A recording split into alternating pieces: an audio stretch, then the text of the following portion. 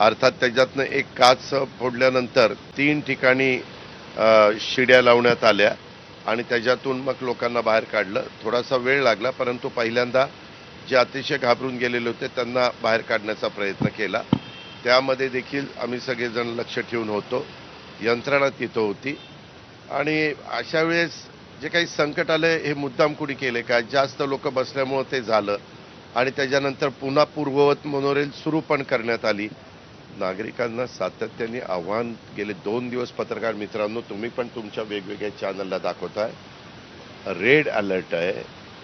ज्या ज्या भागात रेड अलर्ट आहे त्यात पालघर असेल, रत्नागिरी, ठाणे, मुंबई उपनगर, तुमचं ह्या रत्नागिरी, रायगड, पालघर, ठाणे आणि मुंबई उपनगर ह्या भागात आणि घाटमाथे, सातारा घाटमाथा, पुणे घाटमाथा, कोल्हापूर घाटमाथा, ह्या वेगवेगळ्या घाटमाथ्यावर अशा पद्धतीनं इथं पाऊस सह्याद्रीच्या ह्या दऱ्याखोऱ्यात जास्तीचा पडतोय आणि तिथं काळजी घ्यावी. आणि मुंबईत तर आपण गेले 2 दिवस आवाहन करतोय. काल पण मुंबई महानगरपालिकेने सुट्टी दिलेली होती, शाळांना सुट्टी दिलेली आहे की बाबा ज्यांना खूपच गरज आहे, तातडी बाहेर पडल्याशिवाय गत्यंतर नाही, त्यांचं असं काहीतरी काम आहे, तेवढ्यांनीच बाहेर पडावं, बाकीच्यांनी घरात सुरक्षित राहावं, अशा प्रकारचं आव्हान हे सातत्याने आम्ही लोक करतोय आणि त्याला प्रतिसाद दिला पाहिजे. अर्थात आम्ही आव्हान कशावरनं करतो?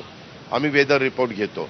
हवामान खातं सांगतोय 3 दिवस रेड अलर्ट मुंबई आणि मुंबईच्या परिसरात आणि महाराष्ट्रातल्या काही भागामध्ये राहणार आहे.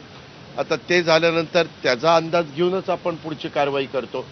उद्याच्याला आपण त्यांनी रेड अलर्ट जाहीर केल्यानंतर आपण जर नाही लोकांना आव्हान केलं आणि परत काही झालं, बघा हवामान खात्याने रेड अलर्ट सांगितलं देखील सरकारनं दुर्लक्ष केलं. बरं, दुसरी पंचायत अशी पण असते, रेड अलर्ट हवामान खात्याने जाहीर केलं कमी दाबाचा पट्टा तयार झाल्यावर आणि यदा कदाचित ते रेड अलर्टचा ऑरेंज झालं, ऑरेंजचा येलो झाला, तर बघा ह्यांनी आव्हान केलं आणि काहीच पाऊस नाही झाला. ते थोडंसं अशा नैसर्गिक संकटाच्या वेळेस माझं आव्हान आहे, हे राजकारण करण्याची वेळ नाहीये.